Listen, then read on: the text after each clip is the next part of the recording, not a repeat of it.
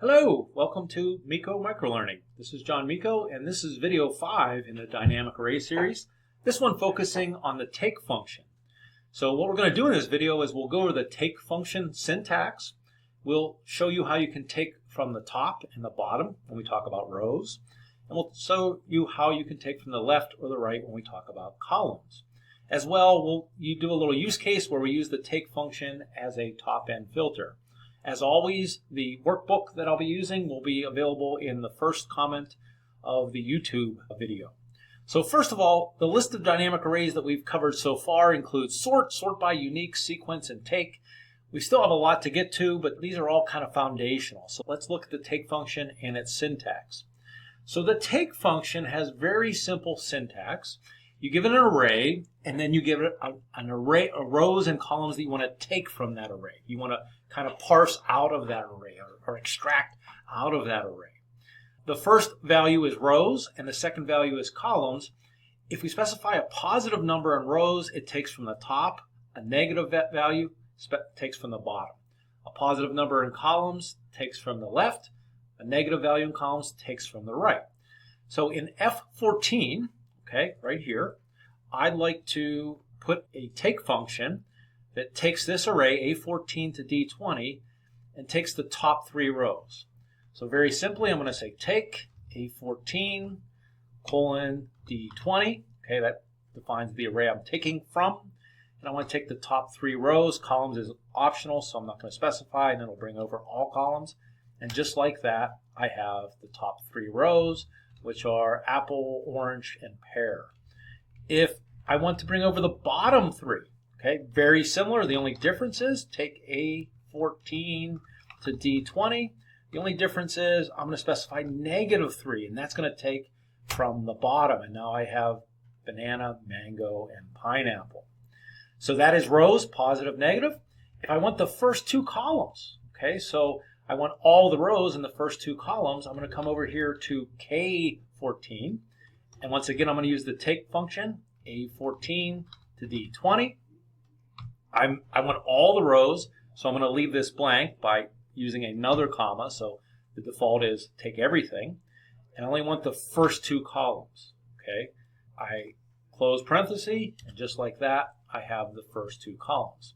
And this last one, I'm going to use both the rows and the columns together. So I want the last 3 rows and the first 2 columns. So once again, I'm going to use our take function, but this time A14 to D20. This time I say I want the last 3 rows, so -3, and the first 2 columns, so +2. Hit enter, and just like that, I have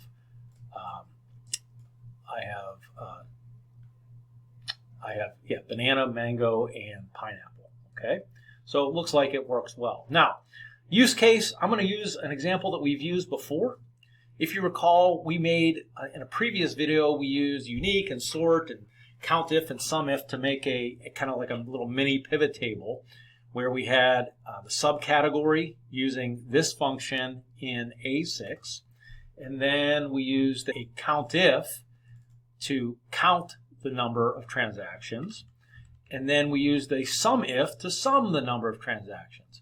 And these are 3 separate dynamic arrays. And I want to bring those all over. Okay, so I'm going to bring those all over, but I'm going to sort. Okay, I'm going to sort them by order of sum of sales transactions. So I'm going to bring them all together, and I want to sort them descending by the 3rd column, which is sum of sales transactions. We've done this before. So I'm going to say sort A6 pound through C6 pound. And I want to sort by the 3rd column, and I want it in descending order. So this will obviously take this. Oh, I should have formatted that. I didn't format that, but I can do that later. But anyways, this is the largest number of transactions, and this is the smallest number of transactions. But let's say I don't want to see everything. Maybe I only want to see the top 1, 2, 3, 4, or 5. Well, I've created a little drop down here, and let's change this 1 to a 5. And I'm going to use F2 kind of as a parameter in the take function. So I'm going to go back to that dynamic array function which returns a dynamic array. Okay, this is all now a dynamic array. And I'm going to say take, and I'm going to wrap around it. I'm going to say take the first 5, in this case F2, or F2, in this case 5, columns. And just like that, it'll return only those 5 columns. If I want to see the top 3, I can use this drop down. Obviously, that is dynamic. As soon as I change F2, it changes what it takes from the original array. I'll format that in a later video. But anyways, hopefully you can see how the take function can be useful. Our next video is going to use CHOOSECOLS and CHOOSEROWS. Take has a limitation in that it always either starts at the top left or bottom right of the array, right? We're always starting at the very top or very bottom, the very leftmost or the very rightmost. But maybe I want every other row or every other column, or maybe columns 1, 3, and 5. Well, to do that, I'm going to have to use new dynamic array functions that I'm going to teach you in the next video called CHOOSEROWS and CHOOSECOLS. Hope you enjoyed this. If you did, please like and subscribe. Until our next video, take care and goodbye.